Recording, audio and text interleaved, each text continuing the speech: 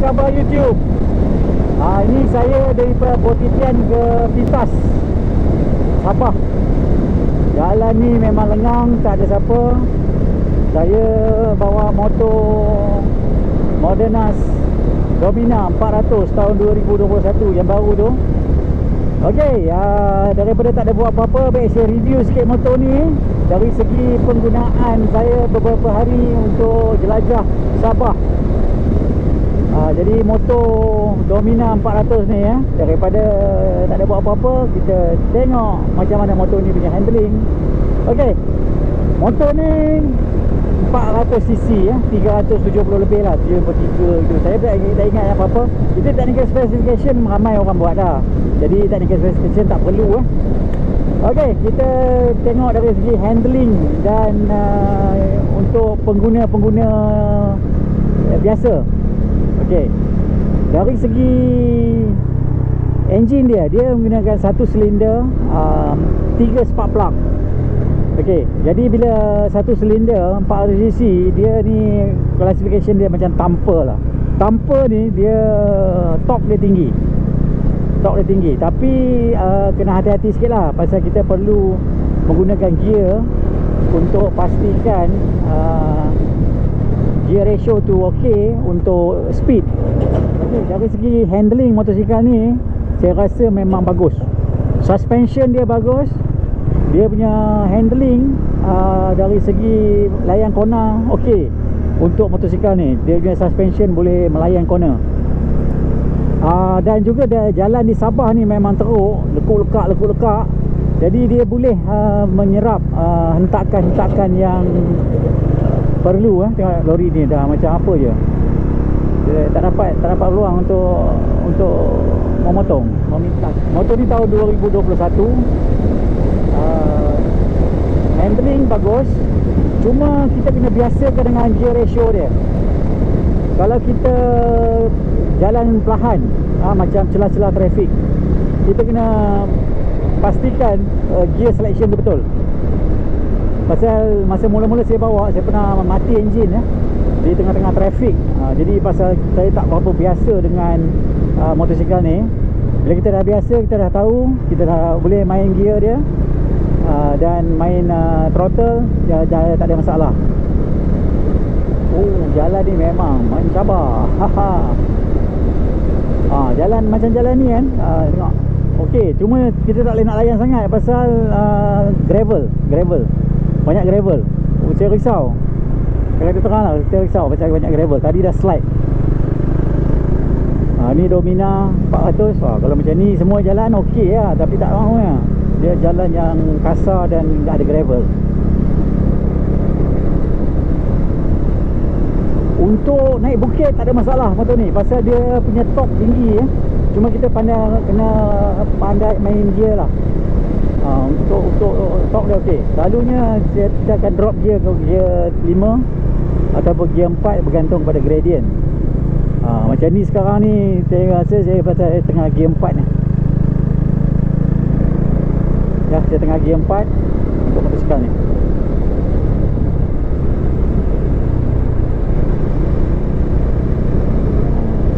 Ini kalah Kuala Kelawang tau.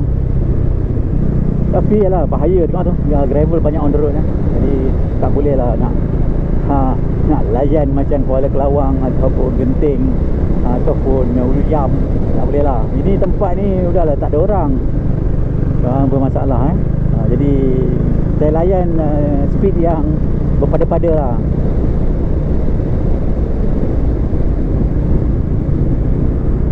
Okey, satu lagi, motosikal ni kalau kita nak tolak, dia rasa berat mungkin dia memang berat. Tapi bila kita dah bawa, okey, kita tak ada rasa berat tu, kita tak rasa. Jangan motosikal yang kita dapat rasa berat masa kita bawa, dia tak elok lah. Jadi maknanya dia bukan top heavy dia quite balance lah dari segi dia punya weight ratio. Cuma dia berat sikit saya terasa berat lah masa kita nak tolak. Tapi bukanlah terlampau berat. Kalau kita tengok motosikal yang lagi besar cc tu lagi berat, tapi ni tak ada. Untuk 400cc dia single cylinder. Kita kena tahulah karakter tanpa ni. Tanpa punya karakter dengan twin cylinder. Kalau 400 twin lain karakter dia. Dia rev dia lagi tinggi. Ini rev dia tak tinggi. Jadi bila rev tak tinggi, slow speed kita kena pandai main gear. Kalau tidak nanti motor boleh mati ya. Itu dari segi modernize ni.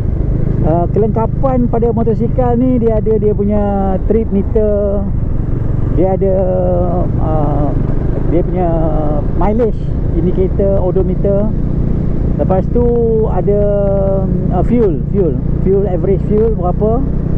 Average fuel saya jalan daripada mana, daripada Kota Kinabalu ke Keningau, naik bukit turun bukit tu. Average fuel consumption 33 km 1 liter.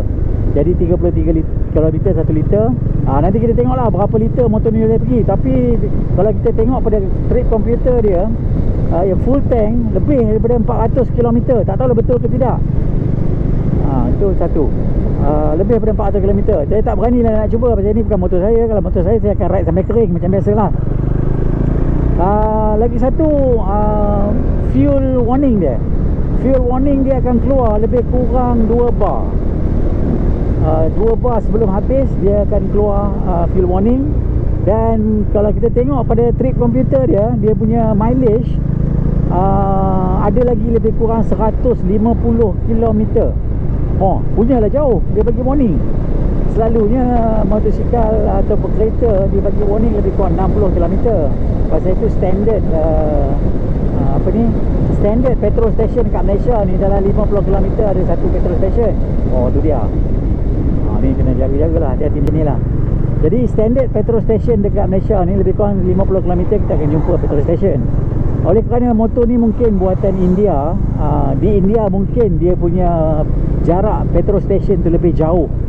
Jadi dia dah bagi warning dia awal Dan juga jalan di India kita kena faham, jalan di India memang mencabar dari segi muka bumi dia, dari segi variation, daripada panas ke sejuk, ke suam, ke air. Jadi jalan di India tu boleh dikatakan cover semualah satu dunia punya keadaan jalan. Tu jalan di India. Jadi bila dia orang buat motosikal, Bajaj buat motosikal ni, dia akan ambil kira penggunaan di India. Jadi kalau kita fikir betul-betul, penggunaan di India ni memang motosikal ni kalau cukup sifat dia untuk penggunaan di India, di mana-mana pun cukup sifat. Itu dia. Reliability saya tak berapa pasti, tapi tengok pada engine dia solid engine dia solid engine, tapi tak laju lah. Kalau saya tengok, saya berani bawa itu pada jalan di sini tak elok, sampai 120 saya berani bawa lagi lah. Jalan di sini tak berapa cantik untuk cuba lagi laju. Tapi kita boleh tengok nanti di specification dia berapa dia punya top speed. Top speed tak berapa penting lah untuk motor ni. Pasal kita bukan nak target top speed kita nak target endurance dan adventure untuk motosikal ni. Untuk endurance, untuk tanpa single cylinder memang cantik endurance, pasal dia punya rev rendah, revolution dia rendah. Bila motosikal revolution rendah, kita jangan stress dia sangat, dia akan tahan lagi lama. Dia water cool motosikal ni. Dan yalah, selama mana yang saya bawa, dah lebih kurang seminggu saya bawa motosikal ni, saya rasa motosikal ni memang bagus dari segi handling dan dari segi kegunaan dia untuk long distance. Performance kita jangan banding lah dengan motosikal 400cc Japanese.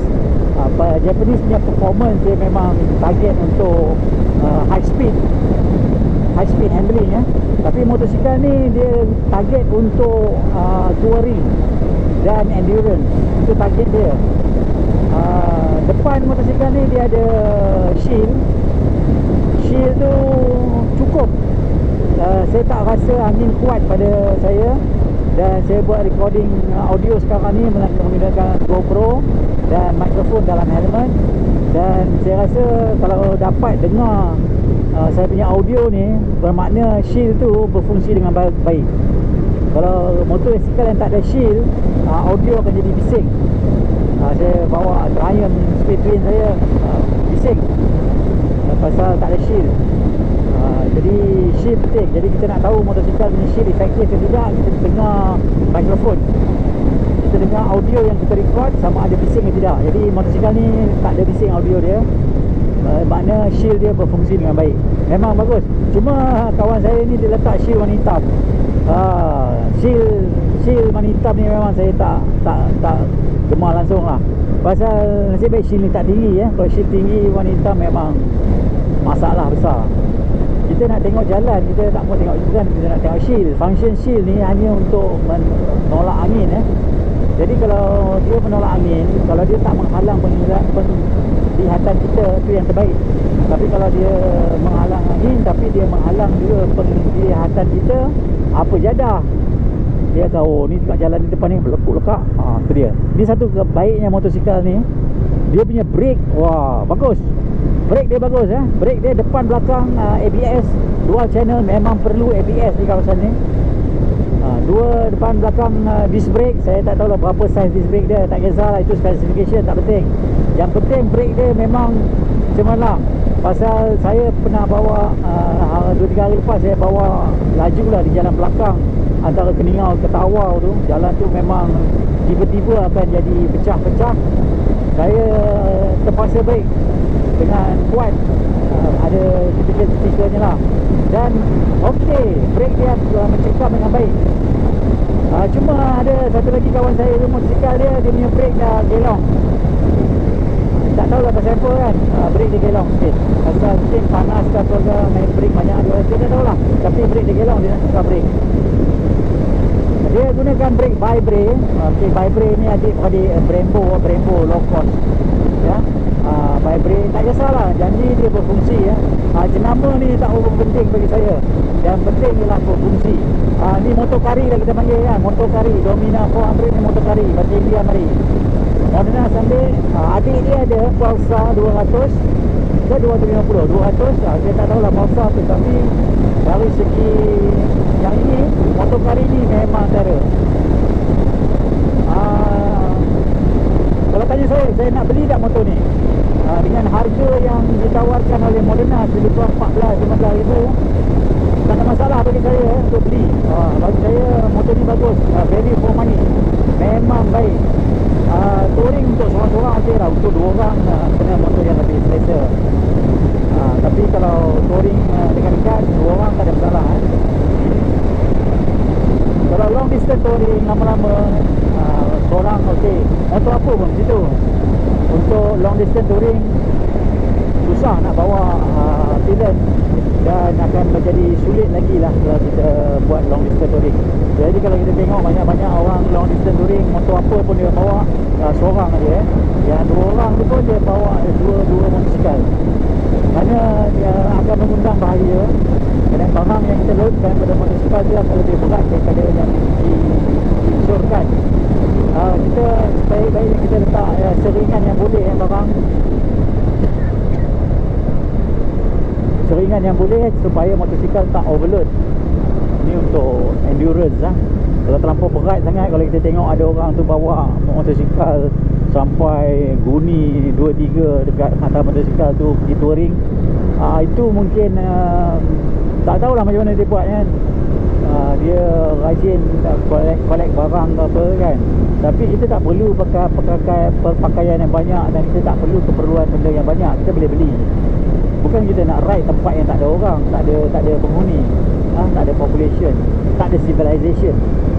Mana-mana dalam muka bumi yang kita ride dengan motosikal ni, insyaAllah tak ada masalah untuk motosikal ni berjalan. Saya gunakan ten bag. Motosikal ni kat bawah seat dia ada tali untuk ikat ten bag, tapi saya tak yakin dengan tali itu sahaja. Saya lilitkan pengikat ten bag, bukan ten bag, tail bag. Saya melilitkan tail bag punya pengikat tu kepada frame, dan saya gunakan extra strap untuk ride. Dan so far tank bag yang dipegang oleh motosikal ni alhamdulillah tak ada masalah, dapat bertahan. Cuma barang-barang yang saya letak atas tail bag tu terbang banyak dah. Tripod saya terbang, kasut saya lipas, saya terbang. Tali strap tu pun terbang semalam. Mungkin saya tak berapa pandai ikat, atau kesilapan saya mengikat. Tapi saya bawa 3 spare strap. Jadi saya dah hilang 1, ada lagi 2. Minta-mintanya tak ada lagi lah hilang. Cantik layan kona, tapi ialah sorang-sorang. Gear rendah. Saya tak dapat bawa dengan laju lah. Tak dapat nak kata orang gila-gila punya corner. Jadi faktor keselamatan yang lebih penting daripada faktor ego. Lantak lah apa orang kata. Macam siput pun tak apa. Yang penting keselamatan. Kalau kita sanggup bawa laju jalan ni, itu susah lah. Pasal terlampau banyak, saya nampak banyak sangat pasir. Memang masalah. Tadi saya dah slide sekali.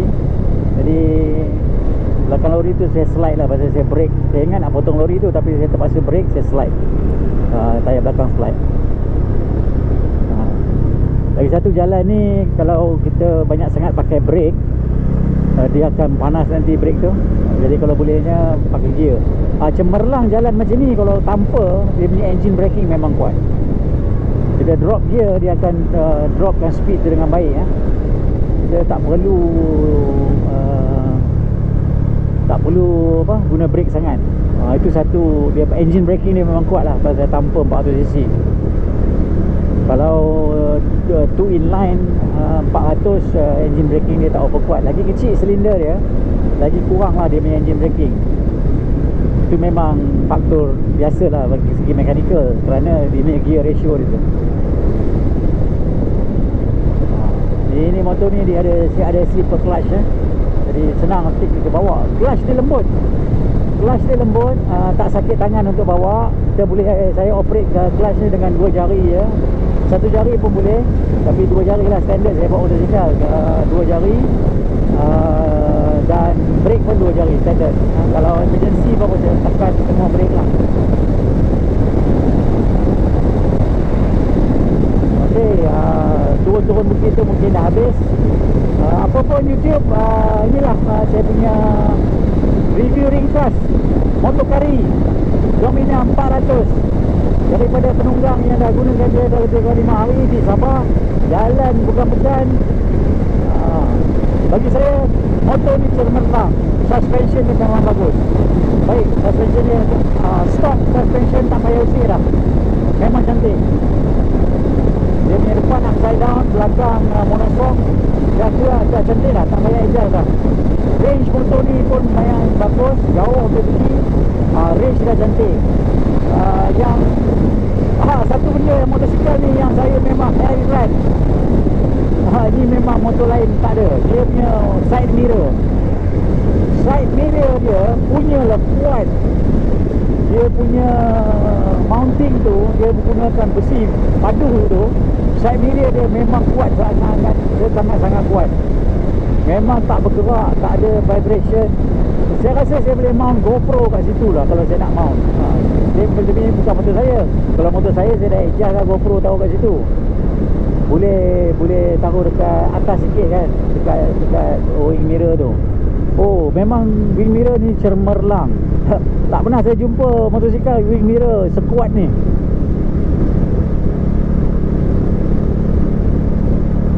Ada macam ala-ala wing mirror yang orang gunakan ram mount yang saya tengok Ichibut pakai tu, yang dia selalu tukar wing mirror dia tu kepada yang pakai ball joint tu kan. Ini benda macam tu tapi fix. Memang cantik. Ini dia. Saya tak berani. Satu je motosikal ni, dia sport rim. Jadi bila sport rim, bila jalan yang tak berapa cantik, lekuk-lekak, kita berhati-hati sikit lah ya. Ini bukan motosikal ni, semua motosikal. Kalau sport rim, jaga-jagalah. Pasal saya pernah pecah sport rim motosikal saya, kena lubang.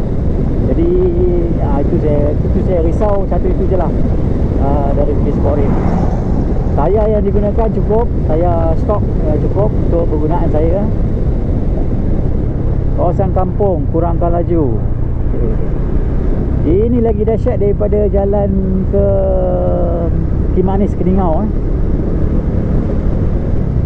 Manis Keningau dia punya corner dia long corner. Macam genting ada long corner. Adapun karak dia pun long corner. Ini short corner, tapi tak se-short Cameron daripada Tapah tu. Cameron dari Tapah lagi short. Ini short, dia sedang lah. Cuma actually sedap untuk layan corner di sini. Cuma tak berani pasal dia banyak sangat pasir. Jadi rasanya pernah habis. Okey YouTube, sampai ni saja saya punya video untuk review motosikal hari ni. Memang terbaik motor ni. Jangan ragu-ragu, boleh beli. Bye.